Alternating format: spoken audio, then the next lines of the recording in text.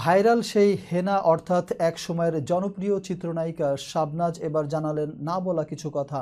বিস্তারিত শাহিদা আহমদ জান্নাতীর ডেস্ক রিপোর্টে।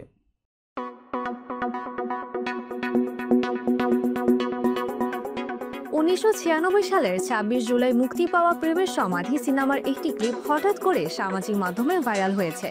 ঈদের পোশাক, গান কিংবা নাটকে সবখানেই চলছে হেনা ট্রেন্ড। এই চরিত্রে অভিনয় করেছিলেন চিত্রনায়িকা শাবনাজ। প্রায় 3 দশক পর হঠাৎ করে নতুন করে আলোচনায় এসেছেন এই গুণী অভিনেত্রী।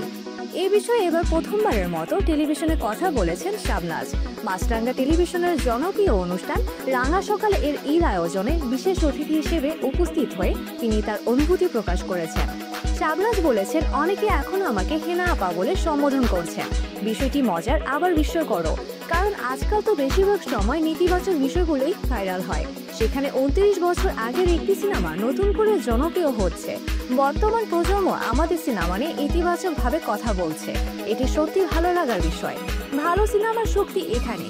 শাবনাজ দীর্ঘ 2 যুগেরও বেশি সময় ধরে অভিনয় থেকে দূরে আছেন, কিন্তু এখনো তার অভিনয়ের স্মৃতি অনেকের মনে গেঁথে আছে। তিনি জানান, 1993 সালে মুক্তি পাওয়া লাভ সিনেমার শুটিং এর সময় গ্লাস ভেঙে তার হাত কেটে গিয়েছিল। সেই দাগ এখনো রয়ে গেছে।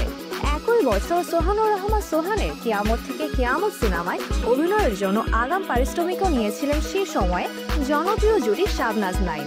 তবে বিশেষ কারণে তারা শেষ পর্যন্ত সিনেমাটিতে অভিনয় করেননি। পরে এই সিনেমায় অভিনয়ের মাধ্যমে অভিষেক ঘটে মৌসুমী ও সালমান শাহর। যদিও কিয়ামত থেকে কিয়ামত এর মহরতের দিন শাবনাজ নাইম নতুন জুটিকে শুভেচ্ছা জানাতে উপস্থিত ছিলেন। শাবনাজ জানান, 1991 সালে চাঁদনি সিনেমার মাধ্যমে তার নায়িকা হিসেবে রাজকীয় অভিষেক ঘটে। প্রথম সিনেমার জন্য তিনি পারিশ্রমিক পেয়েছিলেন 50,000 টাকা। শাবনাজ আরও বলেন, ভালো কাজ কখনো হারায় না। প্রজন্ম থেকে প্রজন্মে ভালো সিনেমা, ভালো অভিনয় বেঁচে থাকে। আজও দর্শক আমাকে ভালোবাসে, এটাই আমার সবচেয়ে বড় প্রাপ্তি।